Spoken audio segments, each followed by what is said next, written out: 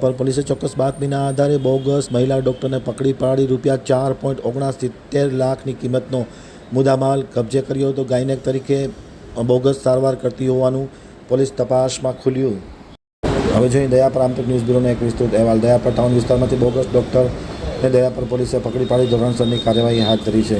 ખાસ કરીને મળતી વિગત અનુસાર દયાપર મારુતિ કોમ્પ્લેક્સમાં આવેલી જનની હોસ્પિટલમાં બોગસ ડૉક્ટર ગર્ભવતી મહિલાઓની સારવાર કરી અને પ્રસૂતિ કરાવતી હતી. ગર્ભવતી મહિલાઓને દવા આપી બોગસ ડૉક્ટર તરીકે પ્રેક્ટિસ કરે છે એવી માહિતીના આધારે પંચોને સાથે રાખી રેડ કરતા અનુરાધાબેન મંટુ પ્રસાદ યાદવ, ઉંમર વર્ષ 39, રહેવાસી મૂળ ગોપાલપુર કોઠી, તાલુકો બંસલપુર, જિલ્લો સિવાન, રાજ્ય બિહાર અને હાલે મફતનગર, દયાપર, તાલુકો લખપત, કછવાડાએ કોઈપણ જાતના એલોપેથી કે ગાયનેક ડૉક્ટર તરીકેના મેડિકલ ડિગ્રી સર્ટિફિકેટ વગર આ પ્રેક્ટિસ કરતી હોય અને દવાઓ આપતી હોય તે ગુના સબબને પકડી પાડી ધોરણસરની કાર્યવાહી હાથ ધરી. છેલ્લા કેટલાક સમયથી બે રોકટોક આ મહિલા ડૉક્ટર તરીકે પ્રેક્ટિસ કરતી હતી અને આરોપી સામે ધોરણસરની કાર્યવાહી હાથ ધરી છે. એલોપેથી દવાઓ તથા ગર્ભવતી મહિલાઓની સારવારમાં ઉપયોગમાં લેવામાં આવતી વસ્તુઓ જેની કિંમત ₹4,69,339 છે જે મુદ્દામાલ કબજે કરેલ છે.